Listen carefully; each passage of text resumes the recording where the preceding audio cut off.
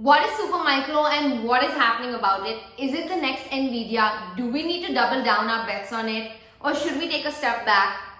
Hello, I'm Sim. I'm a fitness expert, a finance geek, and a self-proclaimed foodie. And today we're talking all about SuperMicro. SuperMicro is an American information technology company based in San Jose, California. So it's not based in Silicon Valley. It does have manufacturing options in Silicon Valley, Netherlands, and at its Science and Technology Park in Taiwan. So what does SuperMicro exactly do? The company offers servers and related equipment used by a broad range of companies, including those focused on AI. A few elements set SuperMicro apart and have helped it to jump into the limelight currently. These elements are extremely crucial to customers like ease of use, customization, and speed to market. SuperMicro builds, optimizes, and validates its systems, doing everything so that when they are delivered to the customers, they're ready for use.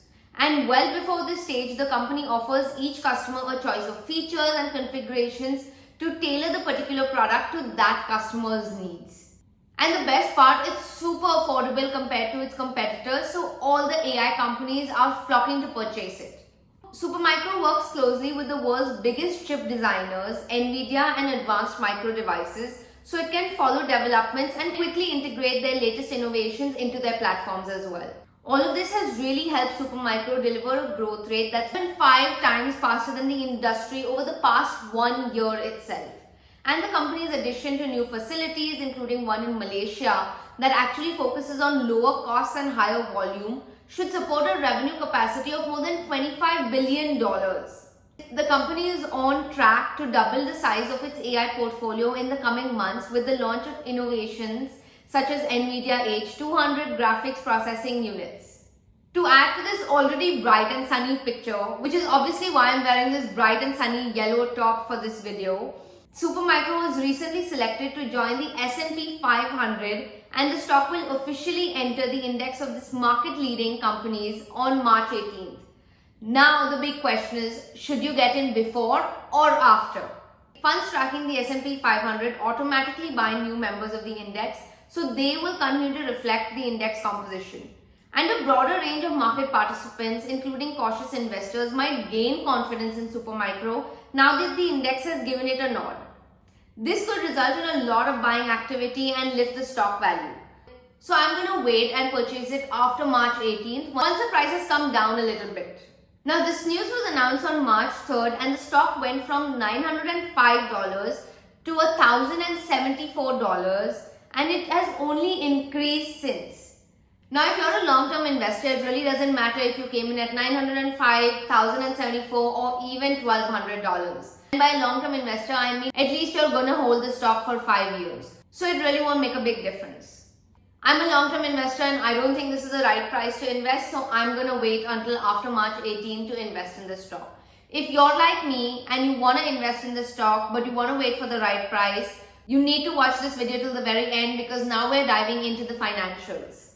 So they recently announced their Q2 2024 results and their fiscal Q2 net revenue totaled to $3.6 billion, up by 103% year on year and 73% quarter on quarter, exceeding the top end of their original guidance, which was $2.9 billion for the December quarter.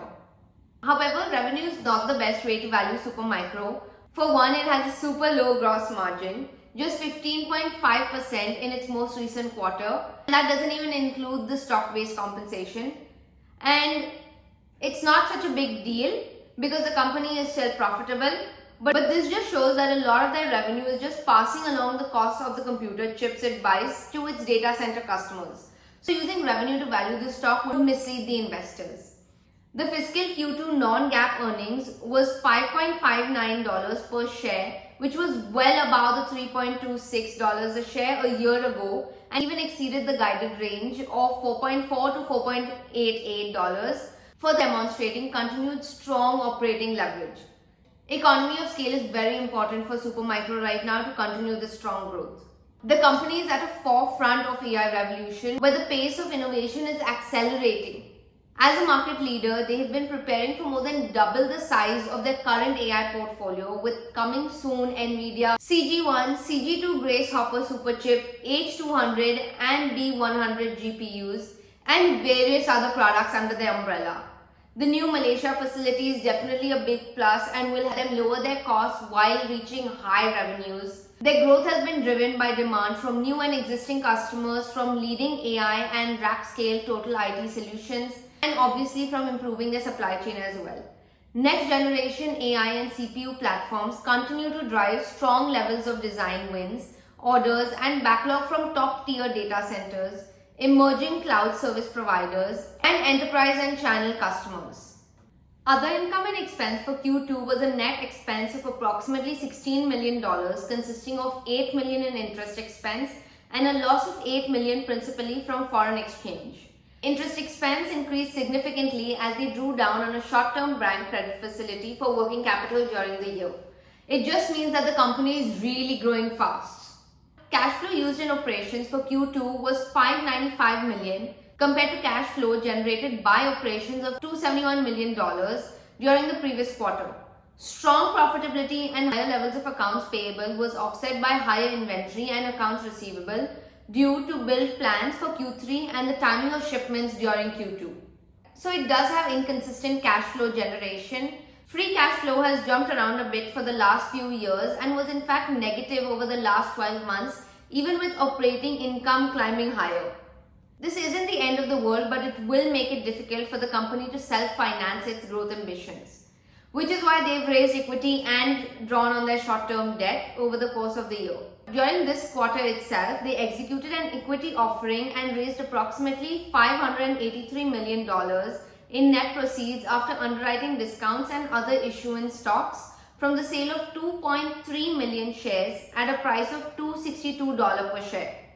The company plans to use its proceeds towards strengthening their working capital, enabling continued investments in R&D, and to expand their global capacity to fulfill strong demand for leading platforms today. Their interest expense also went up because they have drawn on their debt. Now, I just want to compare this to an asset-light business model like Nvidia that generates cash flows in line with their earnings. And you can see that SuperMicro doesn't have the similar business model. And if you're planning to invest in it at this price, this is something you should be aware that it does come with a lot of risk. The stock is also trading at a price to earnings ratio of 92, more than triple of that of the S&P 500 average. The stock's substantial price and rise also suggests that its positives may already be factored into the price. So unless you're a long-term investor and believe in the company's business model, business growth, and the product, I don't think you should be investing in it. From my standpoint, I do believe in the product. I do see scope for growth. I don't see eye to eye with their business model. So I know this comes at a risk. But because I keep a diversified portfolio, I will be investing into the SuperMicro stock, but after March 18th. If you found this video helpful, don't forget to like, comment and subscribe to my channel, and tell me in the comments which stock you want me to analyze next.